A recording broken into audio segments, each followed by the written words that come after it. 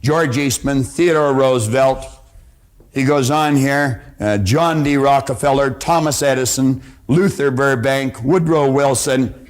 How could I relate to any of those people? I couldn't relate to them. But you see, in that first part, he said, check their names or check their records wherever they've been mentioned. So I did that. And I got out books on Edison, and I got books on Rockefeller, and I got books on Woodrow Wilson, and all the great people that he had mentioned here. And you know what I found? I found they were no different than you. They were no different than me. Many of them had very little formal education, which made me feel fairly comfortable because I didn't either.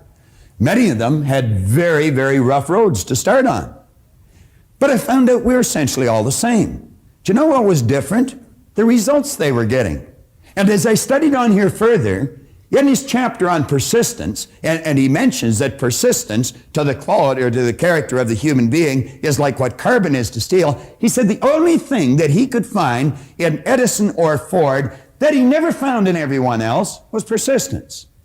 They'd get a hold of an idea and they'd stick with that idea. And I look back in my own life and I never did that. I'd try something a couple of times, and if it was rough, I quit. I'd have people saying, oh, Bob, why don't you just give it up? I'd say, yeah, you're right, and I would. Now, you see, the people I was mixing with, they were losing too.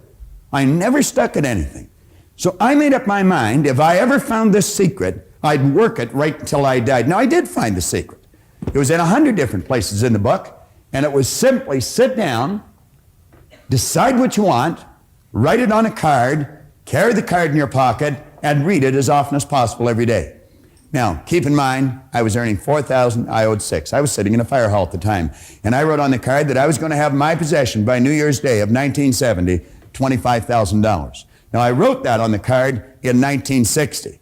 You know, the idea of having $25,000, it was sort of a fantasy. I don't think there was $25,000 in the whole fire hall at the time. Now, I wrote that in the card in 1960. Keep in mind, I gave myself a decade to pull this deal off. I really didn't believe it was going to happen. But I found out a couple of things. I found if you write a lie on a card and you read it often enough, you're going to start to believe it. And you know, William James, back around the turn of the century, he said, believe, and your belief will actually create the fact. Well, I did what he suggested. I read this card every day.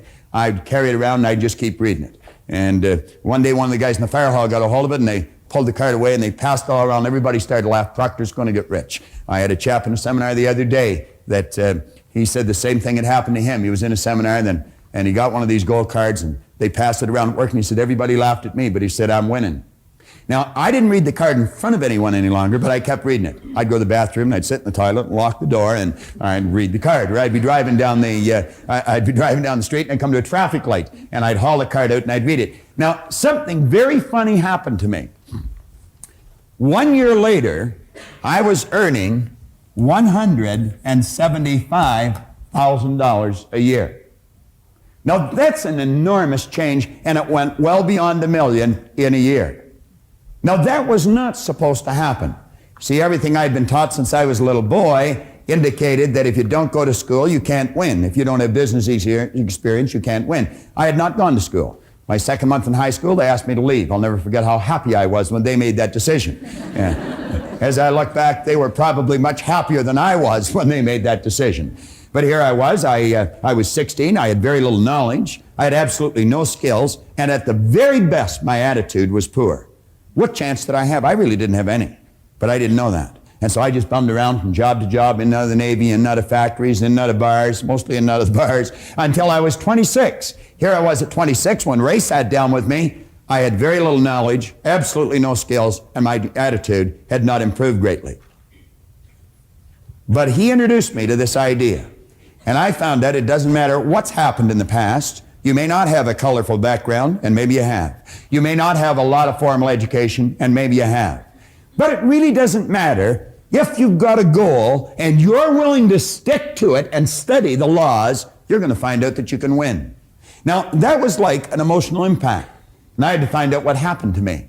And so I made up my mind that someone had either written in a book or they were talking about it. And I made up my mind I'd read every book that was ever written if I had to. And I'm going to tell you, I have one of the finest libraries on personal development, psychology, the area of the mind that you're going to find anywhere. And I don't just mean library of books, I mean library of tapes and records. And I would travel anywhere in the world that I heard of a good seminar to find out more about myself. Find out more about you. Find out what makes us tick. And you know a strange thing? I found as I studied me, I understood you better. Because we are essentially all the same. And that's just sort of the way it works. This seminar is nothing but the culmination of all that study. But it wasn't just study, it was a lot of practice, a lot of painstaking study, and an awful lot of experience. And John and I have seen great changes take place in our own life, but better still, we've seen phenomenal changes take place in the lives of the thousands and countless thousands of people that have studied these seminars. We've done these seminars as far away as Takapuna, New Zealand. We've done them all over the United States, every state in the United States, and we've done them all across Canada.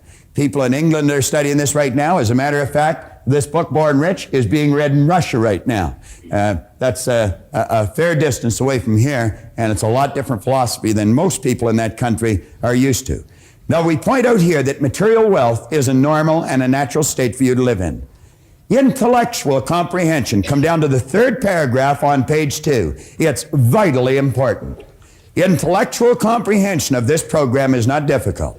In a relatively short period of time, you will be prepared to correctly answer a battery of questions about this Born Rich program. If you read it, memorize it, you could answer almost any question in it. But that doesn't mean that you're going to win.